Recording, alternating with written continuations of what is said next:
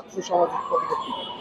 আসলে আপনারা মনে 2 দিন আগেই খবর পেয়েছেন বা হচ্ছে নির্বাচন সংস্থার কমিশনের কিছুদিন আগে একটা নিউজ হয়েছিল যে আওয়ামী লীগ এইবার সরকারের মানে এইবার হচ্ছে যে কি করতে পারবে, নির্বাচনে অংশগ্রহণ করতে পারবে, এরকম একটা নিউজ ছিল। এবং লাস্ট 2 দিন আগে মনে হয় আমি একটা নিউজ দেখেছি যেখানে বলা হচ্ছে যে আর নির্বাচন করতে পারবে না।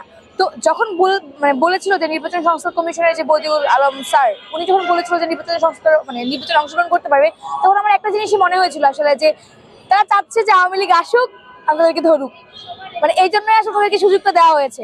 তো আপনারা যদি আসেন এবং আপনারা যদি আসতে পারেন তাহলে আসেন।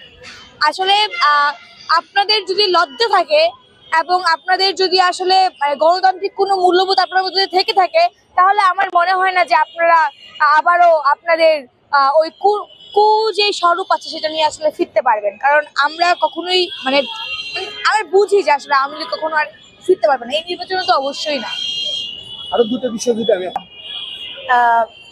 আওয়ামী লীগ এবং বিএনপি বাংলাদেশের জন্য আসলে দুটি বড় দল ছিল সেটা বলা যায়, এবং এখনো যে না ব্যাপারটা এমন না। আপনি যদি একদম সুষ্ঠু একটা নির্বাচন করেন, এখনো দেখা যাবে যে 20 থেকে 30% ভোট হয়তোবা থেকে যাবে, যে যারা আসলে যারা আওয়ামী লীগের ভোটার বা যারা আসলে আওয়ামী লীগের পক্ষে কাজ করেছে এতদিন, তারা ভোটই দিবে না, হয়তোবা এমন হতে পারে। কিন্তু আমার কথা হয়েছে যে এখন তাদেরকে তো পুরোপুরি নির্মূল করা সেটা সম্ভব না, এবং সবাই কিন্তু এই জুলাই গণ অভ্যুত্থানে আওয়ামী লীগে যারা আছে সবাই কিন্তু একদম যে মানে মাঠ পর্যায়ে যারা ছিল সবাই যে একদম খারাপ ভাবে এখানে ছিল ব্যাপারটা কিন্তু তেমন না। এমনও আছে যে আমার জুনিয়র, আমার ব্যাচমেট, আমার বন্ধুরা কিন্তু ওইখান থেকে পদত্যাগ করে আমাদের সাথে আন্দোলন করেছিল। তো সব আওয়ামী আমার সহযোগিতা ভাই বোন, আপনারা জানেন যে ভারতীয় আগ্রাসন না, ভারতের মানুষ, ভারতের যে আছে সে আসলে আমাদের দেশ থেকে যেভাবে আওয়ামী লীগ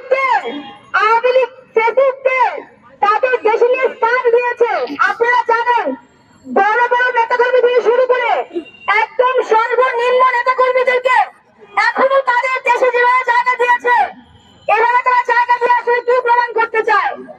আমরা দেখতে পাই শুক্রবার সকালবেলা আমাদের বাংলাদেশি এক তরুণী যাকে ভারতের বেঙ্গালুরুতে তাদের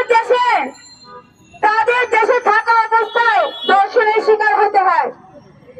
আমি এই ধর্ষণের বিপক্ষে রাজুতে দাঁড়িয়ে